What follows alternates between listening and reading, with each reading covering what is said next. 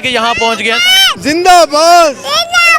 اب غلامی نہیں چلے گی.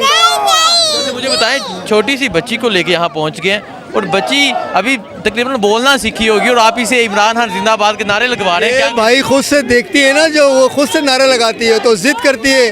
عمران خان کی فوٹو دکھائیں تو سب سے پہلے پیار کرتی ہے. ٹھیک ہے نا.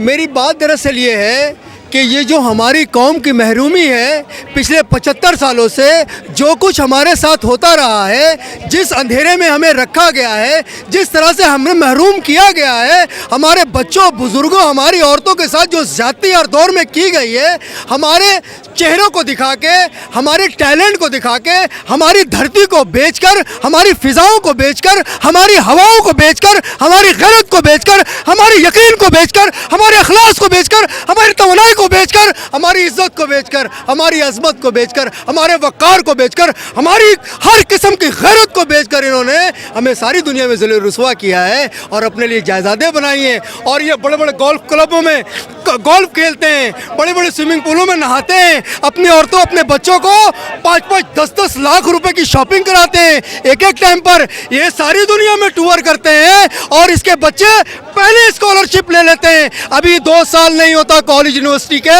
ان کو اسکالرشپ مل جاتا ہے اور ہمارے غریب کے بچے ایریا رگڑ رگڑ کے زندگی گزارنے پر مجبور ہیں. ہماری عورتوں کی کوئی عزت نہیں ہے.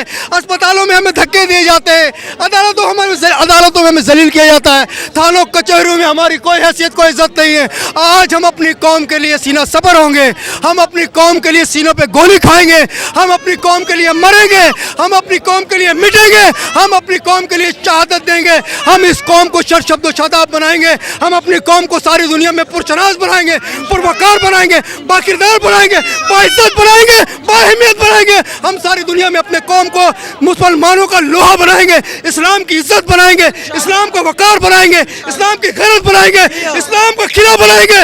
ہم پوری دنیا کی قیادت کریں گے, ہم مسلمانوں کی قیادت کریں گے, ہم پوری دنیا پاکستان کو لے کر جائیں گے, ہم پوری دنیا کا لوہا بنیں گے.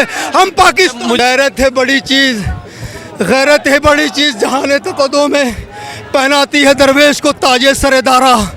غیرت ہی انسان کا وقار ہوتی ہے, غیرت ہی اس کی عزت ہوتی ہے, غیرت ہی اس کی اہمیت ہوتی ہے, غیرت ہی اس کا کردار ہوتا ہے اور غیرت ہی اس کو عزت دلانے والی ہوتی ہے.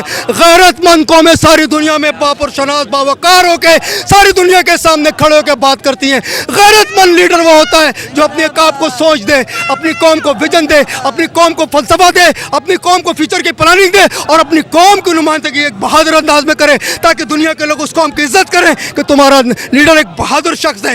دنیا بہادروں, غیرت مند اور خوددار لوگوں کی عزت کرتی ہے, بے شرموں اور ذلیلوں کی کبھی نہیں کرتی.